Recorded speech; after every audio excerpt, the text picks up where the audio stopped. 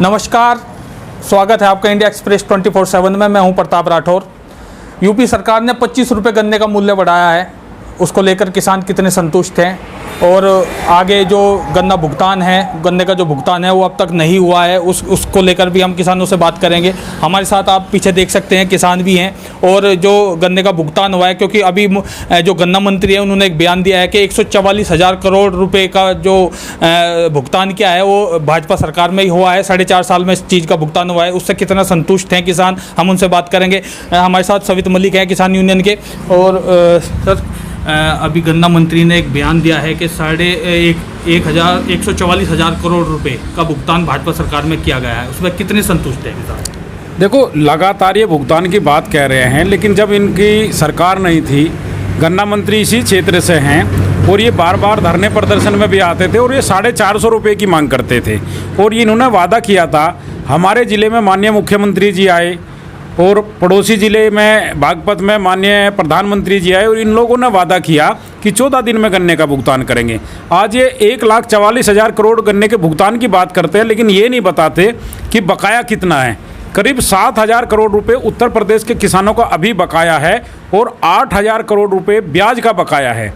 इन लोगों ने ये कहा था कि अगर हम भुगतान नहीं करा पाएंगे तो ब्याज के साथ देंगे। और गृह मंत्री जी ने तो यहाँ तक कहा था, एक तरफ आप बुग्गी तोलिए और दूसरी तरफ आपको उसी वक्त 14 दिन का चेक मिलेगा, लेकिन ऐसा नहीं हुआ। इनके सारे वादे झूठे हुए हैं।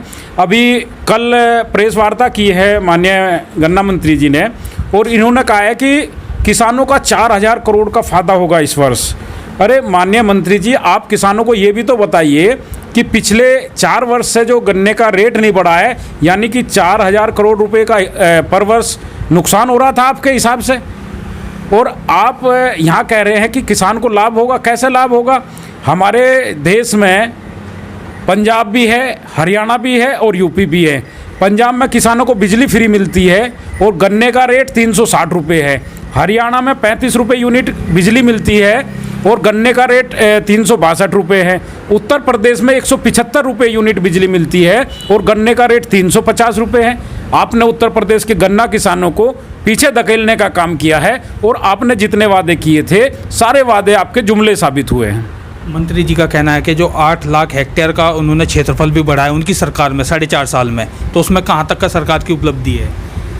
देखो, जो क्षेत्रफल बढ़ा है वो इसलिए बढ़ा है कि जो और फसलें हैं उन फसलों पर आवारा पशुओं की वजह से किसानों को भारी नुकसान हुआ है। हम कोई भी फसल बोते हैं तो आवारा पशु उसको नष्ट कर देते हैं, तो मजबूरीवश किसानों को गन्ने की पैदावार बढ़ानी पड़ी, उसका क्षेत्रफल बढ़ाना पड़ा, उसकी वजह से गन्ने की पैदावार बढ़ी है। उसमें सरकार का क्या योगदान है? सरकार का इतना योगदान है कि उनकी वजह से और फसलें उत्तर प्रदेश में नहीं हो पा रही हैं। गन्ने की उत्पादन की जो कितना उत्पादन हो, कितनी लागत लगती है और कितना भाव होना चाहिए किसानों की नज़र से? कम से कम ये लगा लो, जैसा गन्ना पूरा 1 बीघे में ये लगा लो, इनकी क्विंटल पे लागत आओगी 353-54 के लगभग। भाव इस हिसाब से होना चाहिए 450 रुपये।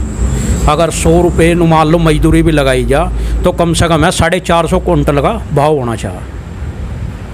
भुगतान न होने का क्या कारण मेन है, जो भुगतान समय से नहीं किसानों का हो पा रहा है? यो मेन बात है और बड़ी बहादुरी है कि ना तो मैं जाकर तू फीस गई, भुगतान नहीं हुआ, फीस नहीं गई।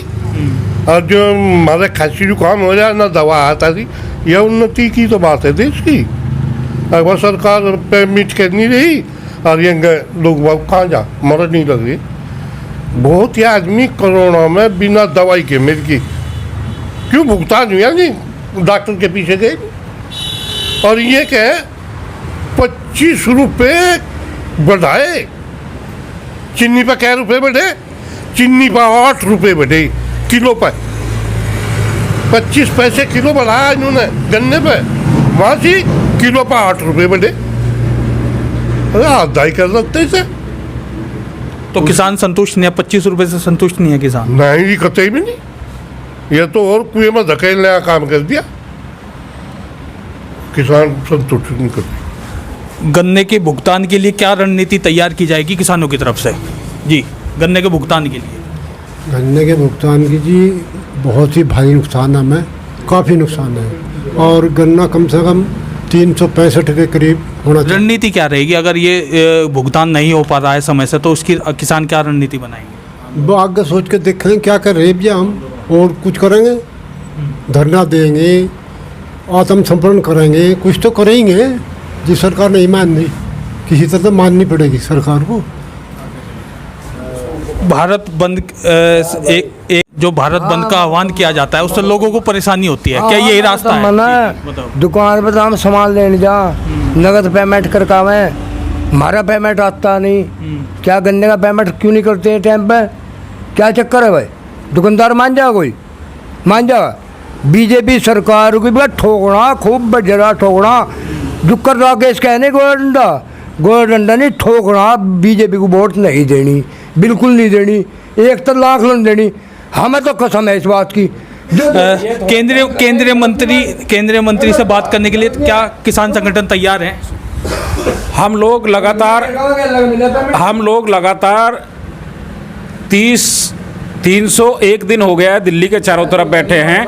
हम लोग बातचीत करने के लिए ही बैठे हुए हैं और हम बातचीत करना चाहते हैं। वहाँ पर हमारे पास ना दरवाज़ा है ना कुंडी है, आप आइए और हमसे बात करिए।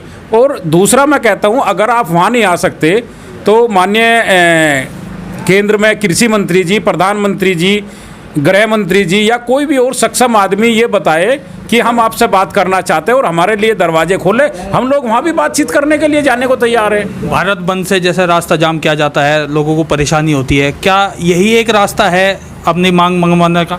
देखो, लोकतंत्र में हमारे पास दो रास्ते हैं। एक रास्ता है आंदोलन का रास्ता, जो हम लगातार पिछले 10 महीने से कर रहे हैं, और दूसरा रास्ता हमारे पास है वोट की चोट का रास्ता। हम लगातार आंदोलन कर रहे हैं लेकिन सरकार हमारी बातें नहीं मान रही है। इसके बाद बंगाल में चुनाव हुए थे, वहाँ हमने वोट की चोट की अपील की, और आने वाले चुनाव में जहाँ भी होगा, जब तक ये हमारी बात नहीं मानेंगे, हम वोट की चोट देने की अपील किसानों से करेंगे।